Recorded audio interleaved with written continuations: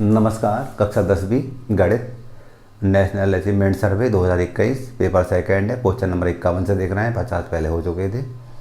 51 question था, एक बेलन की ऊंचाई 20 सेंटीमीटर है और पृष्ठ की परिधि 16 पाई सेंटीमीटर है। बेलन का कुल पृष्ठीय क्षेत्रफल क्या है? तो 4 विकल्पों में से कोई एक विकल्प होगा, लेकिन हम इसको याद नहीं रख सकते, हमें करना पड़ेगा। तो हम लिख रहे हैं यहाँ पर बेलन का कुल पृष्ठीय क्षेत्रफल 2 पाई आर, कोष्टक में आर धन एच, ये सूत्र होता है। हम देख रहे हैं, हम पाई का मान तो नहीं रखेंगे क्योंकि उत्तर पाई में आ रहा है।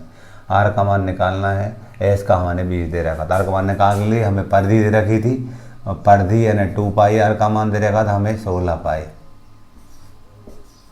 पाई से पाई कट गए हमारे, 2 एकम 2, 2 अट्ठे 16, तो आर का मान हमारे पास 8 आ गया। 8 रख दिया, 8। एच का मान हमारे पास 20 दे रखा था, 20 रख दिया। 8 दूनी 16, ये 16 हुआ, 8 दूनी 16 और 20 28 होगा जी पाई। गुणा करेंगे, 28 में 16 गुणा करेंगे रफ में,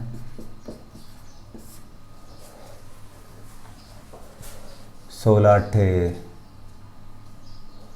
128 के 8 आता है 12, 16 32 और 12 4 4 448 पाई, चूँकि क्षेत्रफल है तो वर्ग सेंटीमीटर, ये आएगा इसका आंसर। अगला था, सॉरी, यदि एक गोले का पृष्ठीय क्षेत्रफल 36 पाई वर्ग सेंटीमीटर तो उसका आयतन क्या होगा? हम जानते हैं गोले का आयतन बराबर 4/3 पाई आर की घात 3 होता। हमें आर नहीं मालूम, आर ज्ञात करेंगे हम। हमें दिया था गोले का पृष्ठीय क्षेत्रफल, ये दिया था 36 पाई। होता क्या है, 4 पाई आर का वर्ग बराबर 36 पाई। पाई से पाई कट गया, 4 एकम 4, 4 नम 36, आर की घात 2 बराबर 9 यानी 3 की घात 2, आर बराबर 3 आ जाएगा। तो यहाँ क्या करेंगे हम, 4/3 पाई, आर का मान 3 रखेंगे 3 बार, 3 एकम 3, 3 एकम 3, 3 3 9 को 36, 36 पाई आयतन है तो घन सेंटीमीटर, 36 पाई घन सेंटीमीटर, ये पहला वाला आंसर होगा। अगला देखेंगे, एक लंबवृत्तीय बेलन का वक्र पृष्ठीय क्षेत्रफल 8.8 वर्ग मीटर है। यदि बेलन के आधार की त्रिज्या 1.4 मीटर हो तो उसकी ऊंचाई क्या होगी? बेलन का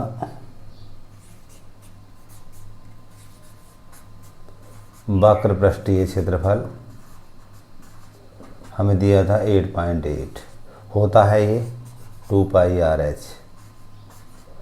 बराबर 8.8। मान रख देंगे हम 2, पाई का मान 22/7, आर का मान 1.4, एच यही रहेगा 8.8।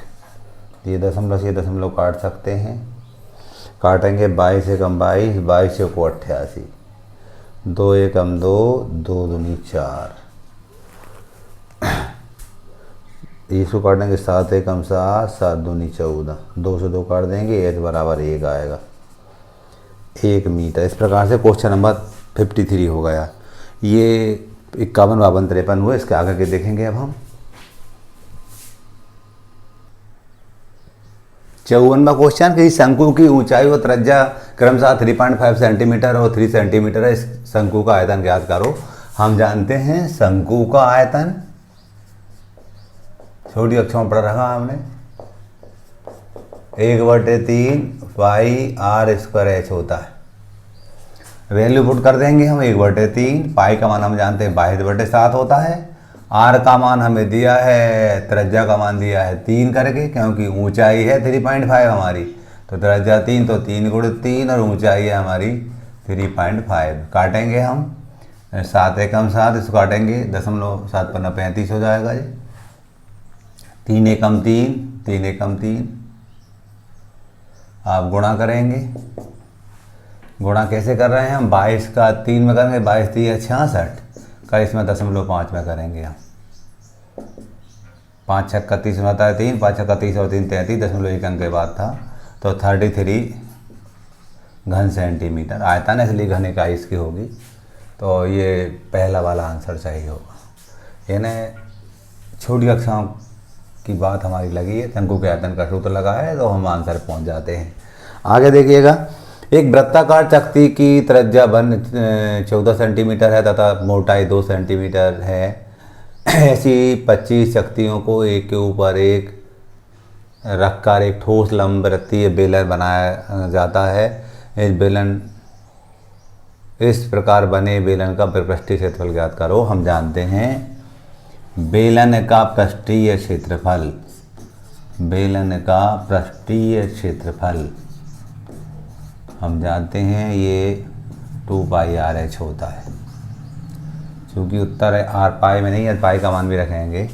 2 लिखा, पाई का मान 22/7 लिखा, r का मान 14 दे रखा था। h का मान देखिएगा, 2 सेंटीमीटर मोटी मोटी चकतियाँ हैं और 25 चकतियाँ एक के ऊपर एक रख करके एक बेलन बनाया जाता है।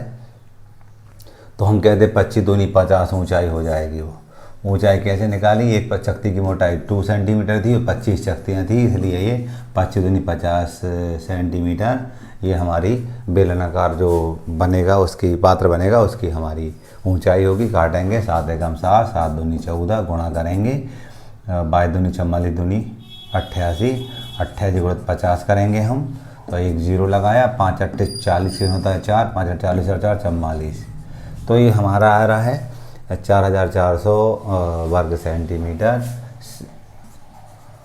ये उत्तर हमारा सी सही है। आगे देखेंगे समीकरण x² धन b x धन c बराबर 0, ये द्विघात समीकरण है, क्वाड्रेटिक इक्वेशन है कि मूल वास्तविक होंगे। कब होंगे? जब इसका वास्तविक होंगे तब इसका मान, किसका मान? डिस्क्रिमिनेंट का मान b² - 4ac विविधीकर होता है। इसका मान यदि 0 से बड़ा होता है तो हम कहते हैं वास्तविक मूल होते हैं। तो ये हमारा ए वाला उत्तर सही होगा। निम्न में से कौन सा कथन असत्य है? असत्य कथन छांटना है हमें। 2 परिमेय संख्याओं का योग सदैव परिमेय संख्या सत्य है। ये तो 2 परिमेय संख्या बटे वाली संख्या में जोड़ेंगे, बटे वाली संख्या प्राप्त होगी। प्रत्येक परिमेय संख्या होती है, प्रत्येक पूर्णांक परिमेय संख्या होती है नहीं। प्रत्येक पूर्णांक परिमेय, ये भी सही सत्य बात है। प्रत्येक पूर्णांक परिमेय संख्या होती है। इसमें गलत क्या है वो देखना है। प्रत्येक अपरिमेय संख्या वास्तविक संख्या होती है, सही है। और प्रत्येक वास्तविक संख्या परिमेय संख्या होती है, ये गलत है। क्यों? हम जानते हैं वास्तविक संख्याओं के समुच्चय में परिमेय और अपरिमेय दोनों प्रकार की संख्या शामिल होती है। स्टेटमेंट दिया था प्रत्येक वास्तविक संख्या परिमेय संख्या होती है। ये हमारा स्टेटमेंट गलत है, क्योंकि वास्तविक संख्याओं में अपरिमेय और परिमेय दोनों होती है। यहाँ कह रहा है प्रत्येक वास्तविक संख्या परिमेय संख्या, तो गलत है, क्योंकि वास्तविक संख्या अपरिमेय और अपरिमेय परिमेय नहीं हो सकती, इसलिए ये वाला स्टेटमेंट गलत था। अब दिया हुआ है 59, यदि एक वर्ग का विकर्ण 4 कर्णी 2 मीटर है तो उसका क्षेत्रफल क्या होगा? हम जानते हैं वर्ग का विकर्ण का सूत्र होता है, वर्ग की भुजा की लंबाई ए हो तो a वर्गमूल 2 होता है। ये दिया था हमें 4 वर्गमूल 2 बराबर a वर्गमूल 2। वर्ग की भुजा की लंबाई ये हो तो हम कहेंगे वर्ग के विकर्ण की लंबाई का सूत्र होता है a वर्गमूल 2, भुजा इंटू वर्गमूल 2 करके होता है। वर्गमूल 2 से वर्गमूल 2 कट जाएंगे, a बराबर 4 आया। अब वर्ग का क्षेत्रफल हम जानते थे, वर्ग का क्षेत्रफल यदि भुजा की लंबाई ये हो तो a वर्ग होता था, तो ये 4 × 4 होगा तो 16 वर्ग मीटर। ये हमारा सी वाला आंसर सही होगा। इस प्रकार हमने 59 तक कर लिए हैं। क्वेश्चन नंबर 60, 2 सिक्कों को एक साथ उछाला जाता है, सभी चित्त प्राप्त होने की प्रायिकता होगी। हम जानते हैं प्रायिकता ज्ञात करने का सूत्र होता है PE बराबर NE/NS। अनुकूल परिस्थिति बटे कुल परिस्थिति, फार्मूला होता है। एन एस क्या होगा, चूंकि 2 सिक्के हैं तो 4 हो जाएगा, 2 गुणित 2 4 हो जाएगा एन एस का मान। एन ई क्या होगा, एक साथ चिताने की प्रोबेबिलिटी 1 होगी। इस प्रकार से 1/4 इसका आंसर होगा। अगला चलते हैं हम, संख्याओं इतने इतने की माध्यिका ज्ञात करो। सबसे पहले इनको हम यहाँ पर हल लिख रहे हैं क्योंकि ऑब्जेक्टिव है, हमें करना पड़ेगा तब आंसर पहुँचेंगे हम। सबसे पहले इन संख्याओं को हम बढ़ते क्रम में लिखते हैं। 5, 7, 16, 21, 23। माध्यिका ज्ञात करना है। विषम पद होते हैं तो हम लिखते थे माध्यिका बराबर n/2 पद, क्योंकि ऑब्जेक्टिव है, डायरेक्ट भी कर सकते हैं। यहाँ पर हम माध्यिका निकालना तो ये संख्याएं विषम है, 1 2 3 4 5 विषम है, इसलिए बीच वाली जो टर्म होगी वो माध्यिका होगी, वो 16 है। पहुँचते हैं ऐसे भी n/1/2 पद, 5/1/2 पद, 6/2 पद, तीसरा पद, और तीसरा पद हो जाएगा 16। तो ये इसका आंसर 16 होगा। क्योंकि ऑब्जेक्टिव है इसलिए हम कहेंगे इनको सबसे पहले बढ़ते क्रम में जमाएंगे हम, और बढ़ते क्रम में जमाने के बाद विषम संख्या है इसलिए बीच वाला पद होगी, यदि सम होती तो बीच वाले 2 को जोड़ के 2 का भाग देते तो वो उसका आंसर मिलता। आगे देखिएगा, ये इसकी वैल्यू क्या होगी, तो हमें एक सूत्र मालूम था, साइन ए कास बी धन कॉस ए साइन बी बराबर साइन ए प्लस बी होता है। ये हमारा फार्मूला होता है। इस फार्मूले में वैल्यू रखेंगे हम, देखिएगा साइन यहीं रहेगा, ए का मान 21 है और बी का मान हमारे पास 69 है। इनको जोड़ेंगे तो ये साइन 90 आएगा, और साइन 90 अंश का मान 1 होता है, तो क्या इसका आंसर 1 होगा। आगे चलते हैं हम, साइन थीटा 3/5 कास थीटा का मान निकालना है। हम जानते हैं, हमें कास थीटा का सूत्र मालूम था, कॉस थीटा बराबर कहाँ से आया ये भी दिखा दे रहा हूँ मैं आपको, साइन स्क्वायर थीटा धन कास स्क्वायर थीटा बराबर 1। ये पहली सर्व समीकरण हमने 10th में पढ़ रखी थी, इसके माध्यम से निकलेगा हम। तो कॉस स्क्वायर थीटा बराबर 1 ऋण साइन स्क्वायर थीटा, और कॉस थीटा का जो मान होगा वो 1 ऋण sine square theta under root के अंदर।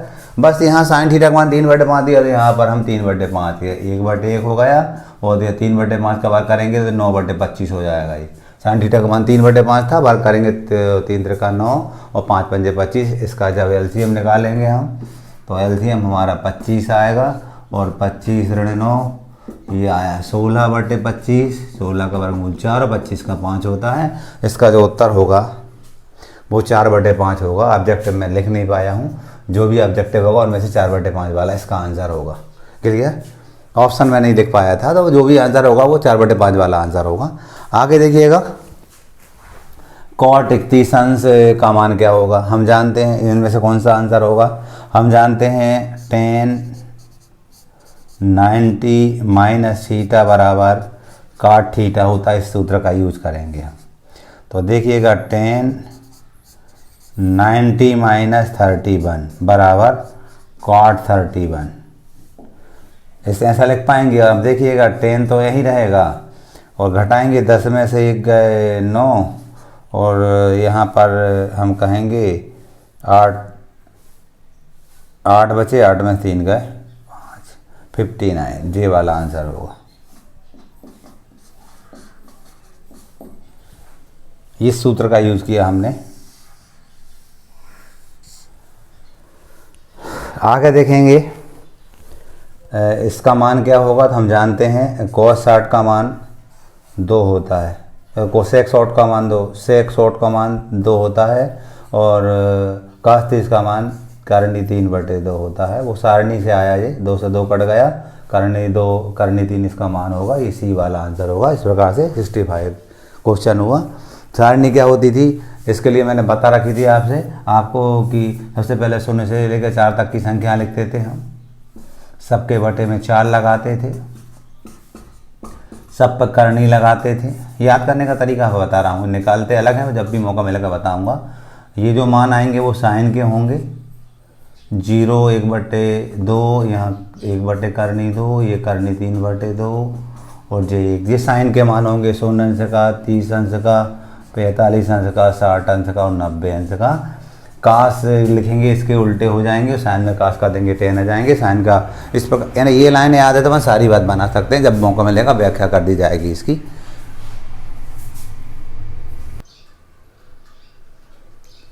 66 क्वेश्चन है। किसी वृत्त में एक चाप केंद्र पर 45 अंश का कोण बनाता है। यदि वृत्त की त्रिज्या 14 सेंटीमीटर है, चाप की लंबाई ज्ञात करो।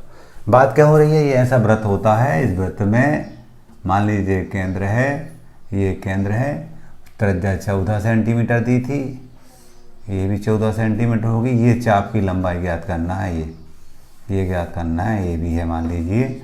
जबकि हमें कोण केंद्र पर बना कोण 45 अंश से दिया था ऐसा। तो हमें मालूम था वृत्त के चाप की लंबाई का सूत्र होता है 2πr गुणित थीटा बटे 360, ये सूत्र होता है। इस सूत्र में वैल्यू पुट कर देंगे, आंसर आ जाएगा हमारा 2 पाई का मान 22/7, आर का मान हमारे पास दिया था 14 और गुणित थीटा का मान 45/360। काटेंगे हम, 7 एकम 7, 7 दूनी 14, 9 से काटेंगे, 9 पाना 45, 9 जो 36, 9 9 सुन, 5 एकम 5, ये 5 अट्ठे 40। क्या किया, 9 का पढ़ा 5 बार गया, ये 9 चौको 36 और 9 9 सुन, 5 एकम 5, 5 अट्ठे 40। अब क्या करेंगे, इसको 2 से काटेंगे, 2 एकम 2, 2 चौको 8,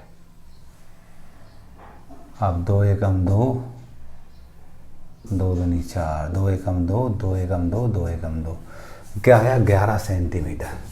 कटने पर हमारे पास 11 बच रहा है, ये 11 सेंटीमीटर इसका आंसर होगा 66वें प्रश्न का। रैखिक समीकरण योग में 3x + 4y = 5, 9x + 12y = 15 का कोई हल नहीं है, अद्वितीय हल है, सिर्फ 2 हल है, अपरिमित रूप से अनेक हल है। हम जानते हैं यहाँ इस टाइप के सवालों को करने के लिए हमें वो तीनों शर्तें याद होना चाहिए। तो हम देख रहे हैं A1 3 है, B1 4 है और C1 ऋण 5 है, कहेंगे हम इधर लाएंगे पक्षांतर से। A2 = 9 है, B2 = 12 है और C2 = -15 हो जाएगा। और शर्त लगा रहे हैं 3/9 1/3 आएगा, 4/12 1/3 आएगा, 5/15 तो वो भी 1/3 आएगा। तीनों बराबर मिल रहे हैं। हम देख रहे हैं इसमें A1/A2 = B1/B2 = C1/C2। ये कंडीशन लगते दिख रही है हमें। ये कंडीशन होती है अपरिमित रूप से अनेक हल होंगे। रैखिक समीकरण युग्म के अपरिमित रूप से अनेक हल होंगे, उसकी शर्त होती है जी। हमने देखा यहाँ पर 3/9 मिल रहा है, ये 3/9, 4/12, इसको इधर लाएंगे तो ऋण 5/15, इसको काटेंगे हम तो 1/3 = 1/3 = 1/3 आ गया। ये कंडीशन जो होती है रैखिक समीकरण युग्म के अपरिमित रूप से अनेक हल होते हैं, वो शर्त होती है। तो इसका आंसर ये हो जाएगा। आगे चलते हैं। शून्यक हम जानते हैं, शून्यकों का गुणनफल जो होता है, शून्यकों का जो गुणनफल होता है वो C/A होता है। इसकी हम स्टैंडर्ड समीकरण से तुलना करेंगे, स्टैंडर्ड द्विघात बहुपद से तुलना करेंगे हम। तो हम कहते हैं ax² + bx + c, ये हमारा मानक बहुपद होता है, द्विघात बहुपद होता है। जब तुलना करेंगे देखिएगा, इसके घात 2 के बाजू में यहाँ 3 है, तो ये बराबर तो 3 आ जाएगा हमारा। और c बराबर देखो, c बराबर -2 आ जाएगा, तो ये -2/3 इसका आंसर होगा। तो शून्य बहुपदों के शून्यकों के योगफल का सूत्र होता है c/a। इस सूत्र के माध्यम से हम इस उत्तर पहुँचे, -2/3 होगा। आगे, यदि एक वृत्त की 2 त्रिज्याओं के बीच का कोण 120 अंश है, तो इन त्रिज्याओं के सिरों पर खींची गई स्पर्श रेखाओं के बीच का कोण क्या होगा। यह सब वृत्त दे रखा है, ये वृत्त है हमारा, और इस वृत्त में मान लीजिए केंद्र है और 2 त्रिज्याएं दे रखी, एक त्रिज्या जे है हमारी, एक त्रिज्या जे है। इनके बीच का कोण कितने का दिया था हमें, 120 अंश का दिया था। ये त्रिज्याएं थी, 2 रेडियस थी हमारी। अब वो त्रिज्याओं के सिरों पर हमें क्या खींचना है, स्पर्श रेखा खींचना है। ये हमें मालूम है त्रिज्या स्पर्श रेखा पर लंब होती है 90 का होगा, डेफिनेटली ये भी 90 का होगा, और 90 और 90 हो जाएंगे 180 अंश। अब जे वाला कोण क्या होगा ये निकालना, मान लो जे x होगा, डेफिनेटली इन दोनों का योग भी 180 के बराबर होगा। x धन 120 बराबर 180 होगा, तो x बराबर 180 ऋण 120, तो x बराबर आ जाएगा 60 अंश करके। सही है। हम कौन से तथ्य का यूज़ किया हम जानते हैं। स्पर्शरेखा त्रिज्या पर लंब होती है, ये त्रिज्या हो गई, ये स्पर्शरेखा हो गई, इस पर लंब होती है, ये कोण 90 का, तो ये इधर भी ये कोण 90 का, 90 90 180, वो बचे वो हम जान चतुर्भुज के चारों कोणों का जोड़ 360 अंश होता है, बचे वो 180 के होंगे, इन दोनों का मान हमने 180 लिखा, पक्षांतर करने पर 60 अंश आया, तो इसका आंसर जो होगा वो 60 अंश होगा। हमने कौन कौन से तथ्यों का यूज़ किया है, हमने ये किया है कि स्पर्शरेखा त्रिज्या पर लंब होती है, तो हमने वो दोनों एंगल 90 90 के बन गए हमारे, जे 90 का जे 90 180 हो गया। अब बाकी दो एंगल बचे हमारे, तो हम जानते हैं चतुर्भुज के चारों कोणों तो 360 अंश होता है, तो 180 और 360 में से कम करेंगे तो 180 बचेगा, तो डेफिनेटली 100 और 120 का मान भी दोनों का जोड़ भी हमारा 180 के बराबर होगा। उस बात का यूज़ किया हमने, तो 60 अंश मिल गया पक्षांतर के माध्यम से। अगला था एक बेलनाकार बर्तन के आधार की परिधि 132 है, उसकी ऊंचाई 25 है, तो बर्तन में कितने लीटर पानी आ सकता है, यानी एक्चुअल में हमें आयतन निकालना बेलन का। हम जानते हैं बेलन का आयतन हमारा होता है पाई आर स्क्वायर एच, पाई 22/7 है।